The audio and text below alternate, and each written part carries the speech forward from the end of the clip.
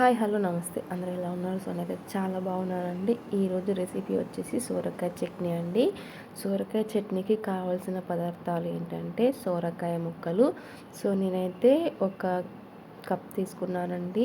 తర్వాత రుచికి సరిపడా సాల్ట్, అలాగే కొన్ని పల్లీలు, పుదీనా, కొత్తిమీర, అలాగే అల్లం వెల్లుల్లి రెబ్బలు, పచ్చిమిర్చి, ఒక టమాటా తీసుకున్నాను. దాన్ని ఇలా చిన్న చిన్న పీసెస్గా కట్ చేసుకున్నాను. తర్వాత కొంచెం చింతపండు, తర్వాత ఆయిల్.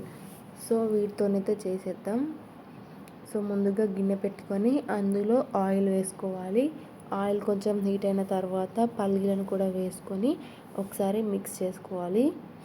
ఇలా మిక్స్ చేసుకున్న తర్వాత పచ్చిమిర్చి ముక్కలు కూడా వేసుకొని మిక్స్ చేసుకోవాలి. సో మీడియం టు లో ఫ్లేమ్లోనే మిక్స్ చేసుకోవాలండి, లేకుంటే మాడిపోతాయి. సో ఇలా ఒక 3-4 మినిట్స్ వేయించుకోవాలి. సో కలర్ అనేవి కొంచెం చేంజ్ అవుతాయి. సో మధ్య మధ్యలో కలుపుకుంటూ ఉండాలి, లేకుంటే మాడిపోతాయి. సో లో ఫ్లేమ్లోనే పెట్టి కలుపుకోవాలండి. సో ఈ సొరకాయ చట్నీ రైస్లోకి అండ్ చపాతీలోకి కూడా చాలా అంటే చాలా బాగుంటుంది. ఎప్పటికీ రొటీన్గా కర్రీనే కాకుండా ఇలా అప్పుడప్పుడు చట్నీ చేసుకుంటే కూడా బాగుంటుంది. సో మీరు కూడా ట్రై చేస్తారు, ఎప్పుడైనా ట్రై చేస్తే కామెంట్ చేయండి. సో తర్వాత ఇవి కొంచెం వేగిన తర్వాత తీసి ఒక గిన్నెలో వేసుకోవాలి. సో అవి చల్లారాలండి. సో అదే గిన్నెలో ఇంకొంచెం ఆయిల్ వేసుకొని సో సోరకాయ ముక్కలు కూడా వేసుకుంటున్నాను. సో సోరకాయ ముక్కలు కూడా ఒకసారి ఇలా మంచిగా మిక్స్ చేసుకోవాలి. సో ఇలా 1 మినిట్ కుక్ అయిన తర్వాత అందులోకి మనం కట్ చేసుకున్న టమాటా ముక్కలు ఉంది కదా, సో అవి కూడా వేసుకొని చింతపండు కొంచెం వేసుకొని ఒకసారి మంచిగా మిక్స్ చేసుకోవాలి. సో ఇలా ఒక 2-3 మినిట్స్ మిక్స్ చేసుకున్న తర్వాత మూత పెట్టుకొని 2 మినిట్స్ కుక్ అయిన తర్వాత ఇందులోకి నిమ్మకాయ సైతంత చింతపండు, కొత్తిమీర, పుదీనా, కొంచెం జీలకర్ర కూడా వేసుకున్నానండి. అవి వేయడం చూపించలేదు. సో ఇలా ఒక 2 మినిట్స్ కుక్ అయిన తర్వాత అందులో సరిపడా పసుపు కూడా వేసుకొని ఒకసారి మిక్స్ చేసుకోవాలి. అలాగే రుచికి సరిపడా సాల్ట్ కూడా వేసుకొని మొత్తం అంతా మిక్స్ అయ్యే విధంగా కలుపుకోవాలి. సో మూత పెట్టుకొని ఒక 4-5 మినిట్స్ లో ఫ్లేమ్లోనే కుక్ అవ్వాలి. సో ఇలా కుక్ అయిన తర్వాత వీటిని కూడా స్టవ్ ఆఫ్ చేసి చల్లారనివ్వాలండి. సో మన వీడియో కనుక ఫస్ట్ టైం చూస్తున్నట్టయితే సబ్స్క్రైబ్ చేసుకోండి, లైక్ చేయండి, షేర్ చేయండి, కామెంట్ చేసి చెప్పండి ఎలా వచ్చిందో మీరు కూడా ట్రై చేసిన తర్వాత.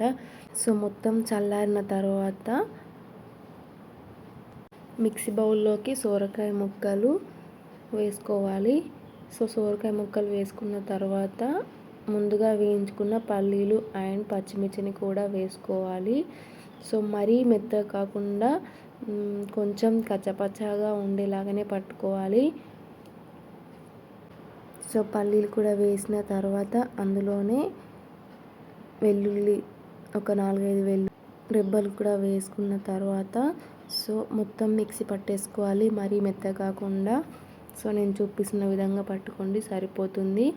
సో ఇలా పట్టుకున్న తర్వాత దీన్ని మనం పోపు వేసుకోవాలండి. సో పోపు వేసుకుంటే టేస్ట్ అనేది ఇంకా చాలా బాగా వస్తుంది. సొరకాయ ముక్కలు వేయించుకున్న గిన్నెలోనే ఒక పావడంతా ఆయిల్ వేసుకోవాలి. ఆయిల్ హీట్ అయిన తర్వాత అందులోకి శనగపప్పు కొంచెం, అలాగే మినపప్పు కూడా వేసుకోవాలి. సో తర్వాత ఎండు మిరపకాయలు కూడా వేసుకున్నానండి, ఒక 2 రెమ్మలు. వీటిని కూడా ఒకసారి మిక్స్ చేసుకుందాం. సో ఇవి కొంచెం కలర్ చేంజ్ అయిన తర్వాత అందులోనే కరివేపాకు ఒక రెమ్మ వేసుకున్నానండి, కరివేపాకు. సో ఇవి కొంచెం చిటపటలాడాలి. చిటపటలాడిన తర్వాత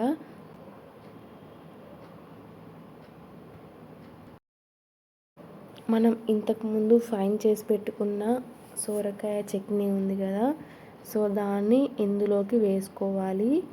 సో ఇలా వేసుకొని ఒకసారి మొత్తం కలిపేసుకొని స్టవ్ ఆఫ్ చేసుకోవాలి.